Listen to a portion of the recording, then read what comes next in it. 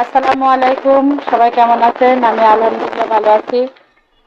বাইরে বৃষ্টি হচ্ছে, আর বৃষ্টির দিনে তো মজাদার কিছু খেতে মন চাই। তাই ভাবছি যে একটু কিছু বানাই। কি বানাবো ভেবে ভাবছি জিলাপি বানাই। মুচমুচে জিলাপি, গরম গরম জিলাপি, এগুলো খেতে তো ভালো লাগে। তো সেই চিন্তা ভাবনা করে জিলাপি বানাতে চলে আসলাম। জিলাপি কিভাবে বাসায় বানাবো একদম দোকানের মতো, সেটাই আপনাদের সাথে শেয়ার করব। দেখেন, প্রথমে এখানে ফ্রেশ ময়দা নিয়েছি। জিলাপিটা আসলে ময়দা ছাড়া ভালো হয় না। ময়দা দিয়েই বেশিরভাগ দোকানেও বানাই, বাসাতেও আমি বানাবো। এখানে ময়দা নিয়েছি, ময়দাটা আমি একটু চেলে নিব। এই জিলাপি আমি বেশি বানাবো না, 2 কাপের মতো বানাবো। 1 কাপ ময়দা ঢেলে নিয়েছি, ময়দাটা একটু চেলে নেব। যেহেতু প্যাকেট হোক আর যাই হোক, ময়দা চেলে নিলে ভালো হয়, তাহলে দানা ভাবটা একটু কম হয় গোলালে। ঠিক এই মাপে আমি 2 কাপ, আপনাদের বাসায় যে কাপ অথবা বাটি যেটা ইচ্ছা আপনারা পরিমাণ মতো ইউজ করতে পারেন, কোনো সমস্যা নেই। আটাটা, ময়দাটা এভাবে আমি ভালো করে চেলে নিব।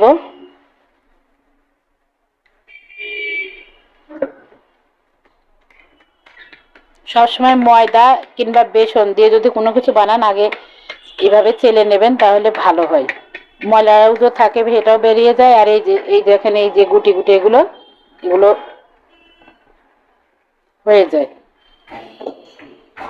তো এইভাবে ময়দাটা আমি চেলে নিয়েছি।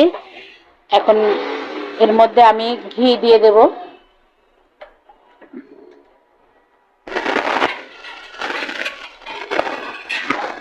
ঘি দিব 2 চামচ মতো। এখানে ঘিও দেব। আবার আপনারা যদি মনে করেন যে বাসায় ঘি নেই, তাহলে সয়াবিন তেলও দিতে পারেন, এতে কোনো সমস্যা নেই। আমার ঘিটা শেষ হয়ে গেছে অনেকখানি, সেজন্য আমি চামচের চিকন পাটটা দিয়ে বের করে নিচ্ছি। 2 চামচ পরিমাণ ঘিটা দিব।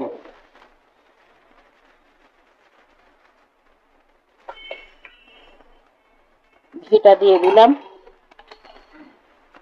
এখন দিব হচ্ছে বেকিং সোডা, বেকিং পাউডার। যদি মনে করেন বাসায় বেকিং সোডা বেকিং পাউডার কিছুই নেই, তাহলে সেক্ষেত্রে ইনো পাওয়া যায়, ইনোটা দিতে পারেন। আর বেকিং সোডা বেকিং পাউডার দেওয়ার সময় একটু হিসাব করে দিবেন। যেমন আমি 2 কাপ দিয়েছি, সেখানে আমি এই যে 1/2 চামচ মতো নিব বেকিং পাউডার। আর এখানে আছে বেকিং সোডা। বেকিং সোডাটা আমি হচ্ছে ভালো করে একটু নেড়ে নেব। এটা ফ্রিজে রাখা তো অনেকদিন, কেমন একটা দোলা মতো হয়ে গেছে। এটাও নিয়ে নেব 1/2 চামচ। এটা এখন ভালো করে হাত দিয়ে মাখিয়ে নেব।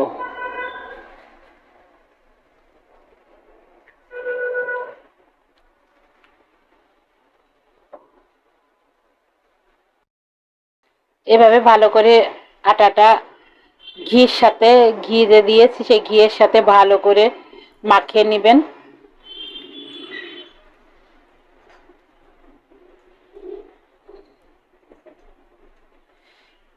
এবার পানি দেওয়ার পালা।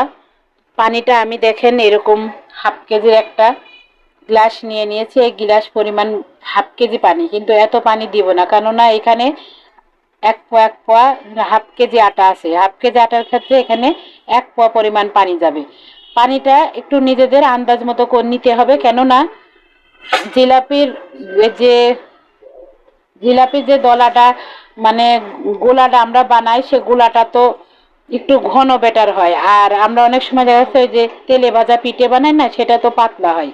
সেহেতু অল্প অল্প করে পানি দিয়ে নিজের আন্দাজ মতো, প্রথমে একবারে পানি দিবেন না, আটাটা ভালো করে মাখিয়ে নিতে হবে। যেভাবে আমরা রুটি তৈরি করার জন্য মাখাই, ওইভাবে অল্প অল্প করে দিয়ে মাখিয়ে নিতে হবে আটাটা সুন্দর করে। এভাবে অল্প অল্প পানি দিয়ে একটু মাখিয়ে নেবেন। এই আটা মাখানোর মধ্যেই হচ্ছে জিলাপির গোলাটা ভালো হয়। আগে ভালো করে এভাবে ছেনে নেবেন।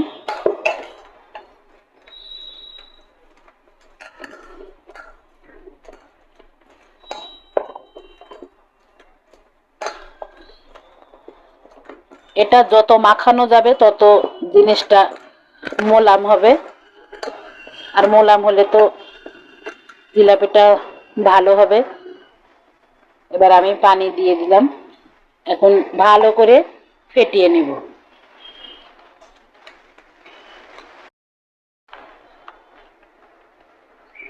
এভাবে ভালো করে ঘুরে ঘুরে ফেটে নিতে হবে, যতক্ষণ ফাটাতে পারবেন ভালো করে ফেটিয়ে নেবেন। ফাটানির ওপরেই আপনার এই জিলাপির ব্যাটারটা হবে।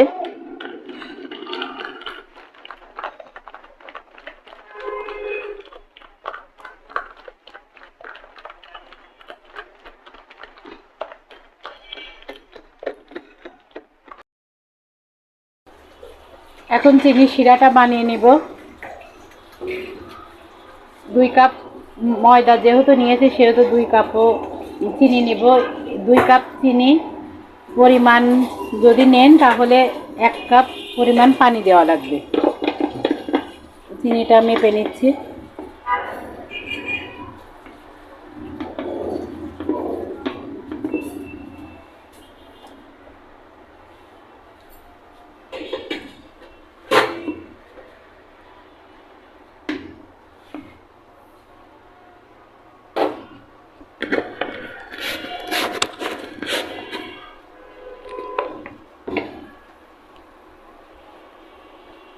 যেহেতু এই কাপে নিয়েছি সেহেতু এই কাপ পরিমাণে আবার পানি দিয়ে দিব, 1 কাপ পানি।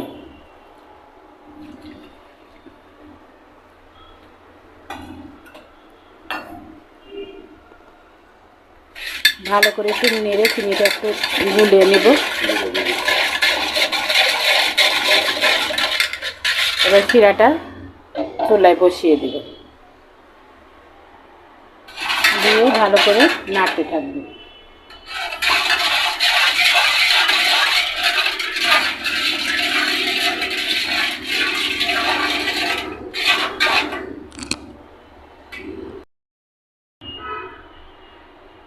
চিনি শিরাটা ভালো করে নাড়িয়ে নেব। আটার পরিমাণ যদি আপনারা বেশি নেন সেহেতু চিনির পরিমাণটাও বেশি নেবেন আর পানির পরিমাণটাও বেশি নেবেন। যেহেতু জিলাপিটা ভাজার পরে শিরার মধ্যে চুবিয়ে রাখতে হবে আর এই শিরাটা ঢুকবে, আটা জিনিস পানিটা একটু বেশি মানে চুষে নেয়, নরম হয়, সেহেতু এইভাবে পানিটা একটু বেশি নেবেন, চিনিটা একটু বেশি নেবেন, নিয়ে বানাবেন। পানির চিনি ফুটে গিয়ে যে একটা প্রথম বলকটা আসবে, যখন টকবক করে ফুটবে তখনই এর মধ্যে 1 চিড় লেবু আর ফুড কালারটা দিবেন। ফুড কালারটা অপশন, আপনারা দিতেও পারেন নাও পারেন। জিলাপি ভাজার ক্ষেত্রে যদি একটু সাদা করে ভাজেন তাহলে ফুড কালারটা চিনির মধ্যে দিলে ভালো হয়, কালারটা সুন্দর আছে। আর যদি মনে করেন আমি ফুড কালার অ্যাভয়েড করব, দিব না, তাহলে জিলাপিটা একটু ভালো করে লাল লাল করে ভেজে নিয়ে তারপর শিরার মধ্যে চুবাবেন। এখন আমি এই পানি বলক আসা পর্যন্ত অপেক্ষা করব। শিরার বলকটা উঠে গিয়েছে। ঠিক এইভাবে প্রথম শিরার যে বলকটা আসবে সাথে সাথেই ফুড কালার আর লেবুটা চিপে দিবেন, দেরি করবেন না, তাহলে শিরাটা ঘন বেশি হয়ে যাবে। শিরা সবসময় জিলাপি শিরা পাতলা রাখতে হয়। তো সামান্য একটু ফুড কালার আমি দিয়ে দেব জিলাপির কালারটা আসার জন্য, দিয়ে নেড়ে নিব।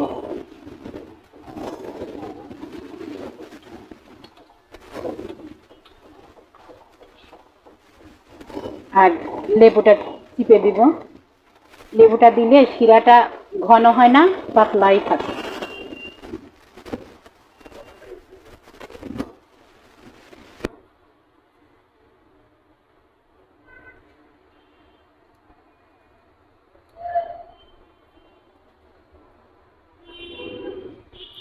এবার একটু নেড়ে নিয়ে শিরাটা নামিয়ে রাখবো। আর এখন ঠিক এইভাবেই নামিয়ে রাখবো।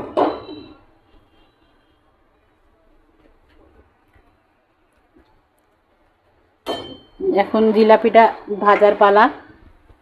ফ্রাই প্যানটা বসিয়ে দিব, জিলাপিটা ভেজে নেব।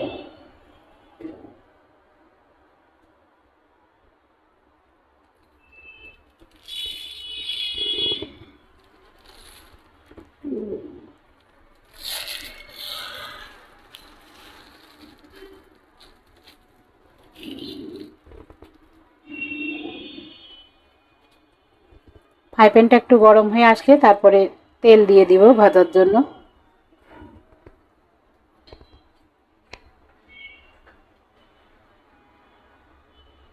ফুড কালারটা অপশনাল, আপনারা দিতে না চাইলে নাও দিতে পারেন, সমস্যা নাই। আর ফুড কালারটা দিলে কি হয়, জিলাপির কালারটা অনেক সুন্দর আসে, সেক্ষেত্রে বেশি ভাজাও লাগে না, ভালো হয়।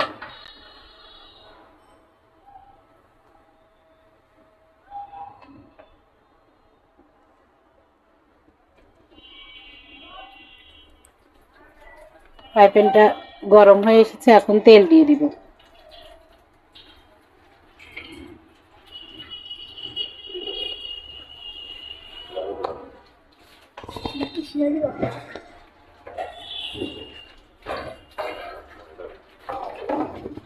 তেলটা একটু গরম হওয়ার পরে আমি জিলাপিগুলো ভাজা শুরু করব। এই যে এরকম একটা শক্তই নিয়ে নেবেন।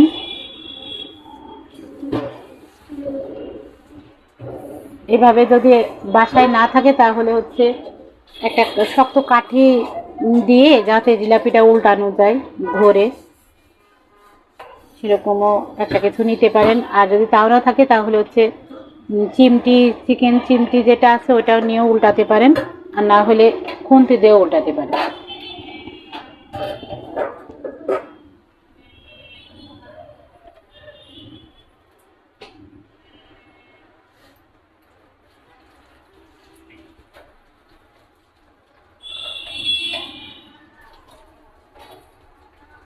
তেলটা প্রায় গরম হওয়ার কাছাকাছি।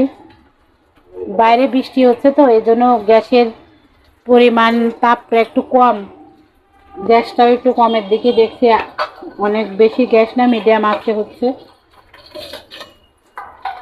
আর যেহেতু শীত পড়ে গেছে এর জন্য এই যে ব্যাটারটা আমি এইভাবে একটা বোতলের মুখ ছিদ্র করে পুরাটা এর মধ্যে ঢেলে নিয়েছি। এখন গোল গোল করে আস্তে আস্তে শেপ মতো করে নিয়ে ভেজে ফেলবো। তেলটা গরম হওয়ার কাছে, এখন আস্তে আস্তে দিব। প্রথমে এক পাশ থেকে শুরু করবেন, এভাবে ঠিক সেম এভাবে ঘুরিয়ে ঘুরিয়ে ঠিক এইভাবে টান দিয়ে আর একটাই চলে যাবেন। এভাবে দিবেন, দিয়ে আবার টান দিয়ে আর একটাই চলে যাবে। জিলাপি তো হাজার পেঁয়াজ,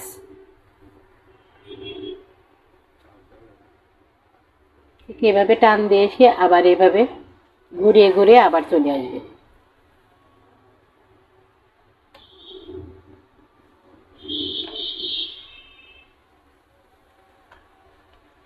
দেখেন ব্যাটারটা অনেক সুন্দর হয়েছে, এজন্য জিলাপিগুলো একদম তেলে ভেসে বেড়াচ্ছে।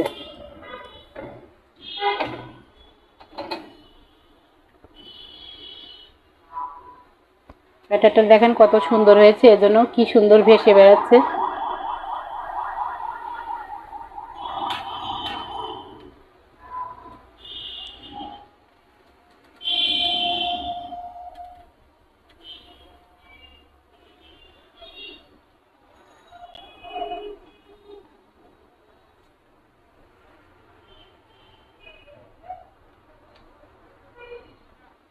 সুন্দর করে এক পাশ ভাজা হলে পরে উল্টিয়ে দিয়ে আর এক পাশ ভালো করে ভেজে নিতে হবে।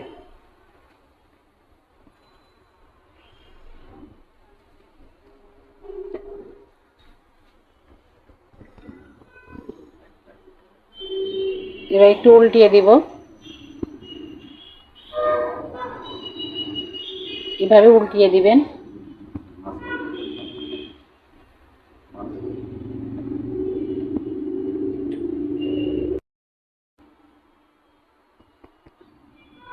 এভাবে উল্টিয়ে ভালো করে ভেজে নেবেন।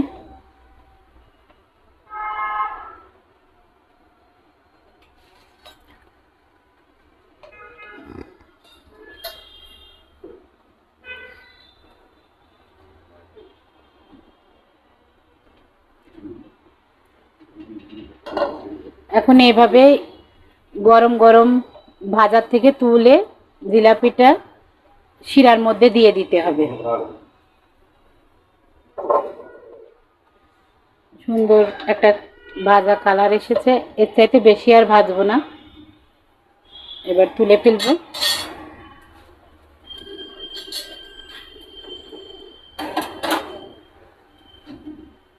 জিলাপিগুলো সবগুলো তুলে নেব, নিয়ে শিরার মধ্যে দিয়ে দিব।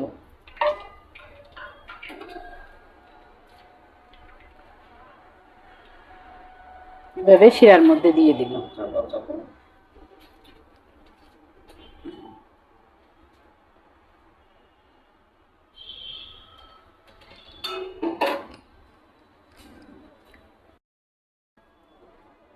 চিনি শিরার মধ্যে চোবানো হয়ে গিয়েছে, শিরাটাও ভিতরে ঢুকে গিয়েছে জিলাপিটার। এখন আমি এভাবে তুলে একটা ঝুড়ির নিচে একটা গাবলা নিয়ে নিয়েছি, যেহেতু এই রস সহ তোলা, রসটা থেকে থেকে পড়বে। দেখেন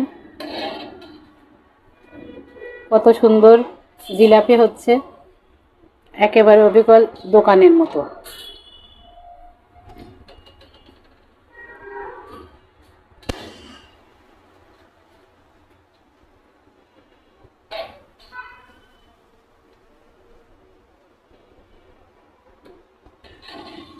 এটা বাতাসে রাখলে এমনিতেই আরো সুন্দর হয়ে যাবে।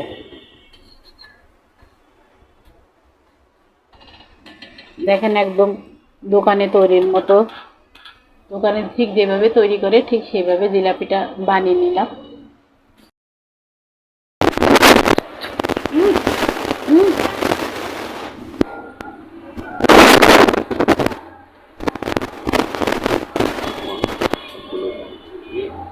সবগুলো এভাবে ভেজে নিয়ে চিনি শিরাতে দিয়ে তুলে নিতে হবে এক এক করে।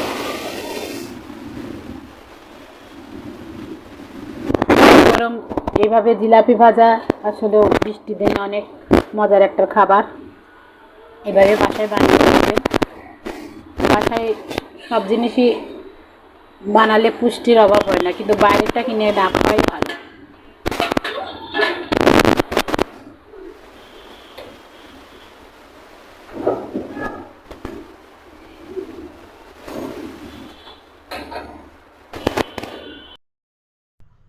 দেখুন কত সুন্দর মুচমুচে জিলাপি হয়ে গেছে। আমার মতো এভাবে আপনারা বানিয়ে খাওয়ার চেষ্টা করবেন। ঘরে তৈরি কত সুন্দর মুচমুচে একদম দোকানের মতো জিলাপি। ধন্যবাদ এতক্ষণ সাথে থাকার জন্য। ভিডিওটি লাইক করে চ্যানেলটি সাবস্ক্রাইব করে দিবেন।